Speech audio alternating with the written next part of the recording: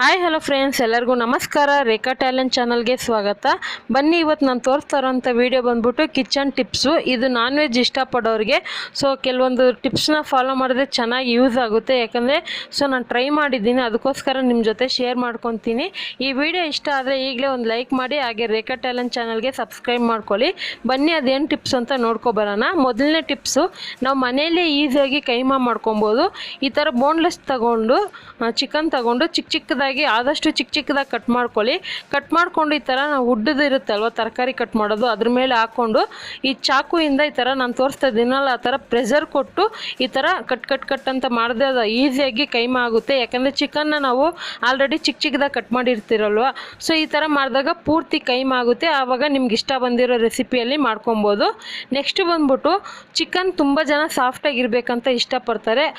ಹೋಟೆಲ್ಗಳಲ್ಲಿ ರೆಸ್ಟೋರೆಂಟ್ಗಳಲ್ಲಿ ತುಂಬಾ ಸಾಫ್ಟಾಗಿರುತ್ತೆ, ಮನೇಲಿ ಹಾಕಿರಲ್ಲ ಅಂತ ಕೆಲವರಿಗೆ ಡೌಟ್ ಇರುತ್ತೆ. ನೀವು ಆ ಥರ ಸಾಫ್ಟಾಗಿ ಮಾಡಬೇಕಂದ್ರೆ ಚಿಕನ್ನ ತಂದಿದ ತಕ್ಷಣ ಅದಕ್ಕೆ ನೀವು ಸ್ವಲ್ಪ ಮೊಸರು ಹಾಕ್ಕೊಳ್ಳಿ. ನಾನು ತಗೊಂಡಿರೋಂಥ ಇಂಗ್ರೀಡಿಯೆಂಟ್ಸ್ಗೆ ಸ್ವಲ್ಪ ತೋರಿಸ್ತಾ ಇದ್ದೀನಿ. ನೀವು ಜಾಸ್ತಿ ತಂದಾಗ ಜಾಸ್ತಿ ಇಂಗ್ರೀಡಿಯೆಂಟ್ಸ್ ಹಾಕ್ಕೊಳ್ಳಿ. ಇದಕ್ಕೆ ಮೊಸರು ಸ್ವಲ್ಪ ಉಪ್ಪು ಹಾಕಿ ಅದು ಮುಳುಗುವಷ್ಟು ನೀರು ಹಾಕ್ಕೊತೀನಿ. ಕೆಲವೊಂದು ಚಿಕನ್ ಶಾಪ್ಗಳಲ್ಲಿ ಆನ್ಲೈನಲ್ಲಿ ತರಿಸ್ತಿರಲ್ವ, ಚಿಕನ್ನು ತುಂಬಾ ವೈಟಾಗಿರುತ್ತೆ ಮತ್ತು ಸಾಫ್ಟಾಗಿರುತ್ತೆ. ಅದು ಇದೇ ರೀತಿಯೇ ಮಾಡ್ತಾರೆ ಅವರು. ಈ ಥರ ನೀವು ಕೂಡ 1 ಅವರ್ ನೆನೆ ಹಾಕಬೇಕು. ಮಿನಿಮಮ್ ಆದರೂ ಒಂದು ಅರ್ಧ ಗಂಟೆ ನೆನೆ ಹಾಕಿ, ಆನಂತರ ಇದನ್ನೇ ಒಂದ್ಸರಿ ನೀರಲ್ಲಿ ತೊಳೆದ್ಬಿಟ್ಟು ನಿಮ್ಗೆ ಬೇಕಾಗಿರೋಂಥ ರೆಸಿಪಿ ಮಾಡಿ ನೋಡಿ, ತುಂಬಾ ಸಾಫ್ಟಾಗಿ ಬರುತ್ತೆ. ನೆಕ್ಸ್ಟ್ ಟಿಪ್ ಬಂದ್ಬಿಟ್ಟು, ಎಲ್ಲರೂ ಅಷ್ಟೇ ಚಿಕನ್ನ ಫ್ರೈ ಮಾಡುವಾಗ ಕೆಲವೊಂದು ಇಂಗ್ರೀಡಿಯೆಂಟ್ಸ್ನ ಹಾಕಿ ಇಮಿಡಿಯೇಟ್ಲಿ ಬೇಗನೆ ಮಾಡಬೇಕಂತ ಮಾಡ್ತಾರೆ. ಆ ಥರ ಮಾಡೋಕ್ಕೆ ಹೋಗ್ಬೇಡಿ. ಫಸ್ಟು ಚಿಕನ್ನಲ್ಲಿರುವಂಥ ಹಸಿ ಸ್ಮೆಲ್ ಹೋಗಬೇಕು. ಆದಷ್ಟು ನೀವು ಎಣ್ಣೆ ಯೂಸ್ ಮಾಡ್ತೀರಲ್ಲ, ಎಣ್ಣೆ ಹಾಕಿದ ತಕ್ಷಣ ಚಿಕನ್ ಹಾಕ್ಕೊಳ್ಳಿ, ಒಂದು ಸ್ವಲ್ಪ ಉಪ್ಪು ಹಾಕ್ಕೊಳ್ಳಿ. ಉಪ್ಪು ಹಾಕೋದ್ರಿಂದ ಚಿಕನ್ಗೆ ಉಪ್ಪು ಇರುತ್ತೆ ಮತ್ತು ಅದರಲ್ಲಿರುವಂಥ ನೀರೆಲ್ಲ ಬಿಟ್ಕೊಂಡು ಚೆನ್ನಾಗಿ ಎಣ್ಣೆ ಬರೋ ಥರ ಫ್ರೈ ಮಾಡ್ಕೊಳ್ಳಿ. ಆವಾಗ ಚಿಕನ್ ಸ್ಮೆಲ್ ಇರಲ್ಲ. ನೆಕ್ಸ್ಟ್ ಬಂದ್ಬಿಟ್ಟು, ಮಿಕ್ಸಿಯಲ್ಲಿ ನೀವು ಈಸಿಯಾಗಿ ಚಿಕನ್ನ ಕೈಮಾ ಮಾಡ್ಕೊಬೋದು. ಅದು ವಿಡಿಯೋ ತೋರ್ಸೋಕ್ಕಾಗಿಲ್ಲ, ಹಂಗಾಗಿ ನಾನು ಆ ಮಿಕ್ಸಿ ಜಾರನ್ನ ಯಾವ ರೀತಿ ವಾಶ್ ಮಾಡೋದಂತ ತೋರಿಸ್ತೀನಿ. ಏನಿಲ್ಲ, ಬೋನ್ಲೆಸ್ ಚಿಕನ್ನ ನೀವು ಮಿಕ್ಸಿಯಲ್ಲಿ ರುಬ್ಕೊಳ್ಳಿ, ಈಸಿಯಾಗಿ ಕೈಮಾ ಆಗುತ್ತೆ.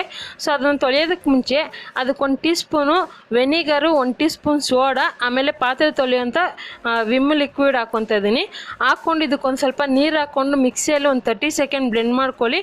ಏನು ಚಿಕನ್ ಸ್ಮೆಲ್ಲೇ ಇರಲ್ಲ. ನೀವು ಮೊಟ್ಟೆ ಬೀಟ್ ಮಾಡಿದರೆ ಕೂಡ ಮೊಟ್ಟೆಗೂ ಕೂಡ ಈ ಥರ ಮಾಡ್ಕೊಬೋದು. ತುಂಬಾ ಯೂಸ್ ಆಗುತ್ತೆ. ಇವಾಗ ನೋಡ್ತಾ ಇರ್ಬೋದು, ಅದೆಷ್ಟು ಕ್ಲೀನಾಗಿ ಚಿಕನ್ ಎಲ್ಲ ಬಿಟ್ಕೊಂಡಿರುತ್ತೆ ಮತ್ತು ಯಾವುದೇ ರೀತಿ ಚಿಕನ್ ಸ್ಮೆಲ್ ಕೂಡ ಇರೋದಿಲ್ಲ.